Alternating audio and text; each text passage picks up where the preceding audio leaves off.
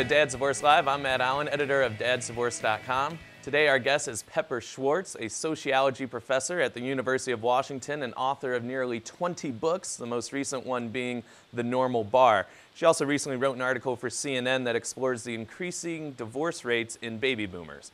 Pepper, thank you very much for joining me. Oh, my pleasure. So let's talk about your research. What were the findings? Well, if you take a look at the divorce rate, which is what I did, you'll see that it's held steady or maybe dipped some in almost every age group except one. And then the demographic finding is that it's doubled. The rate of divorce has doubled in people 50 and older. So that alone is a very arresting finding. Why would this age group be having such a different experience, not only from other age groups, but against expectations? That is to say, we would think that once you hit 50 and you've been married for a while, it's going to last. But that's not what that's shown. So what is the driving force behind these high divorce rates for baby boomers? Well, at this point we go to theory. You know, when we take a look at a statistic like this, which is unexpected, seeing all these baby boomers think twice, we have to think, well, is there something about this generation? Or are they the vanguard of what's to come? But since it's a higher statistic in only one group, we're not sure. And what do we think is going on? Well, there's a couple things. One of which is we're living longer. At 50, our grandparents thought, we got 10 more years, we'll just tough it out. But at 60 these days, we think, we maybe have 30 years. That's too long to tough it out, right? So I think the long lifespan has really made a difference. I would also say that there may be something about how the 50-year-olds plus grew up. The leading edge of the baby boom is now 68, 67, depending on which year you take, you know? And I think the fact is that they've had a very, peculiar but certainly innovative and unique experience by being the first group of population where they had all this adolescent rebellion, the sexual revolution, the gay revolution in terms of asking for rights and becoming seen, their participation in the Vietnam protests, Make Love Not War, the first users of really effective hormonal birth control, so many things that really were theirs and theirs alone. And I think this has shaped them.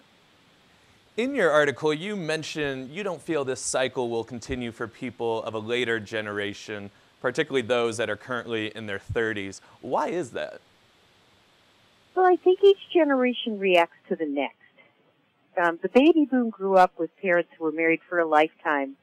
They watched a lot of these marriages that were unhappy, unfulfilling, but long, and they said, I'm not going to do this. I'm not going to stick around in a bad marriage. I'm going to get married, as it turns out, 2 or 3 times if I have to be in the right marriage.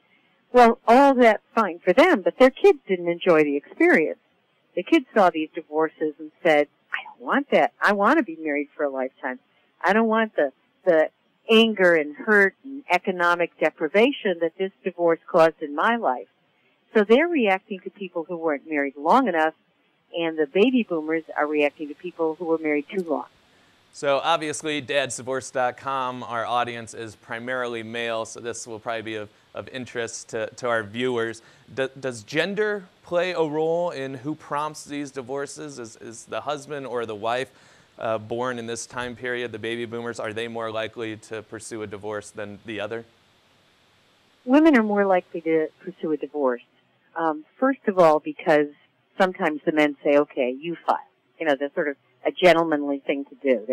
They both had it, but they're going to let the woman, do the moves.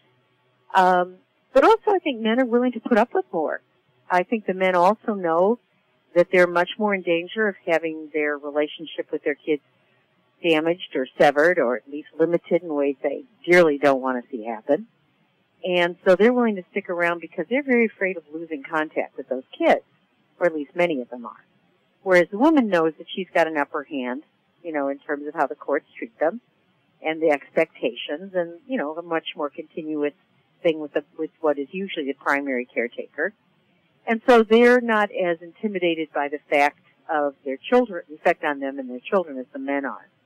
So yeah, there is a difference in gender, and I also think men ask less out of marriage than women do. I think they're more likely to say, okay, this is all there is, but I'm going to live with it, whereas women are more, you know, this is all there is, I'm not going to live with it. Now, these are broad generalizations. Obviously, it doesn't at all fit any given individual situation. You could have somebody where the man was the primary caretaker. You could have somebody situation where the man was fooling around or, you know, got into a love affair or whatever. So it's and, you know, needed to leave because he wanted to be with the other person. I mean, there's all kinds of reasons people divorce, but in general, I would say my generalization has some fact to it. Well, Pepper, thank you very much for joining me today. I really appreciate it. Thank you very much. I enjoyed being here. That was Pepper Schwartz, a sociology professor at the University of Washington and author of The Normal Bar. I'm Matt Allen, editor of dadsdivorce.com, and that'll do it for this edition of Dad's Divorce Live.